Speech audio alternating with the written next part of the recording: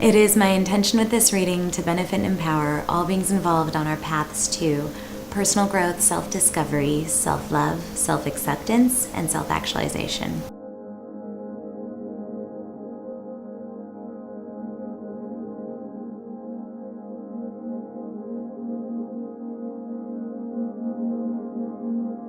Hey, it's Daganit at the Nirvana Spiritual Healing Center.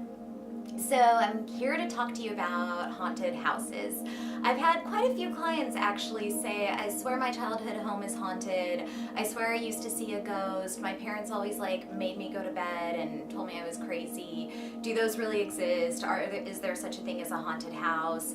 Before we get into the haunted house, let's go into the difference between ghosts and spirits. So all us humans are gonna die. We're all dying, right? I love the quote that says, you're not a human having a spiritual experience, you're a soul having a human experience.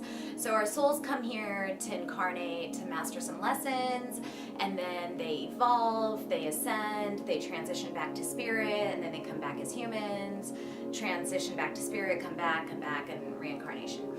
So what happens is sometimes as we die, some people get really attached to the material world. Maybe they haven't mastered all their lessons. Maybe there's various reasons why some will linger around as ghosts and some will transcend into spirit realm. Oftentimes it's a more painful death, or maybe like suicide or something like that, and so the spirit doesn't fully transition into spirit and kind of hangs out as a ghost. There's a little bit of a difference. Often the ghosts that haunt the homes because they still believe that they're human, so they still believe like, this is my home, I was here first, get out.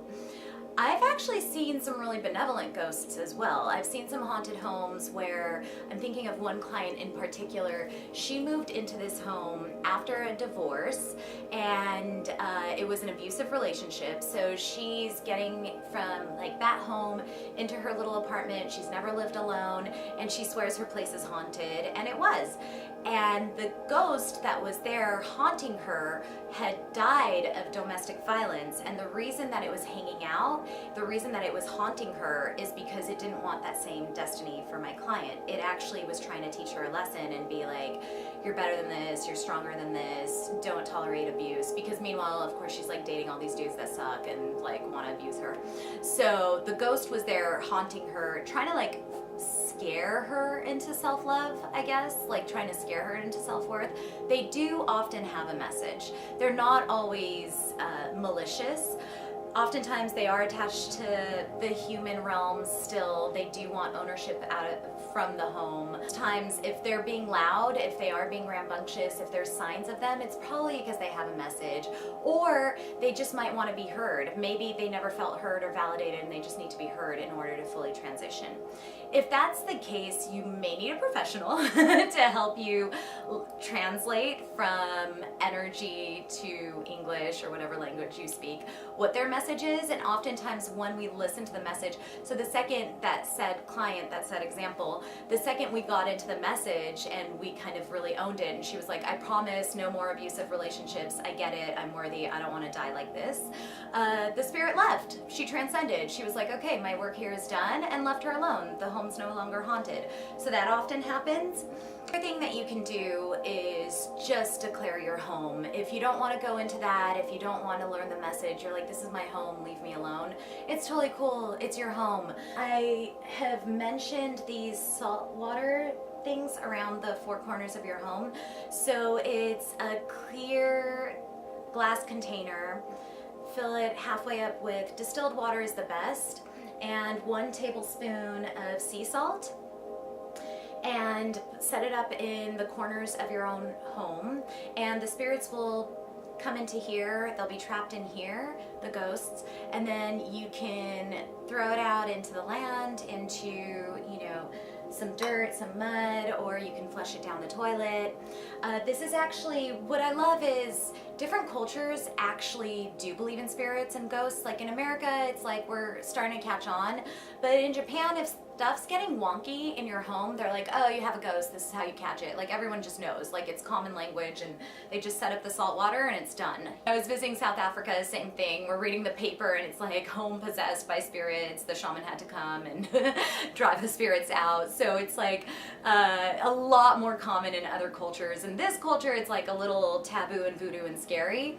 The deal is that it's actually not that scary. They don't have human form, they don't have flesh, they don't have bodies, so they don't really have power. Like they can't hurt you, they can't touch you, they can haunt you, I guess. You'll recognize their presence, but what can they do? Like they don't have human form. They're really not that scary is what I'm trying to say. So if you feel called to it, you can try and communicate, get the lesson. Again, I would bring a professional in for that. Or if you just want them out, totally cool. You have full power in your home and just declare it. You can shout it out loud and be like, I have seniority in my home. I have ownership of my home. Set these guys up. I set them up in my home, in my office, and I throw them out once a week. So I refresh it once a week. And that'll prevent them from coming, it'll catch them if they come, it'll keep it a nice, peaceful, tranquil environment. There's a grounding locations meditation that I have for you. This will help you really set the tone to your home to exactly what you want. So if your home, if you have like a little bit of PTSD, you got the ghost out, but you're still like, is it gonna come back? I feel creeped out, whatever. Do the grounding locations meditation and just really like set it to peace and calm, harmony, whatever you like, tranquility.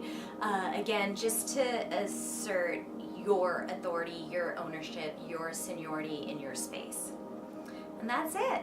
You have all the power in this. So if you're feeling like your home is haunted, you're probably right, and it's cool. You've got this.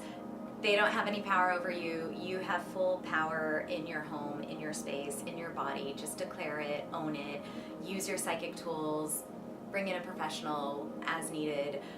You totally got this. Enjoy your home.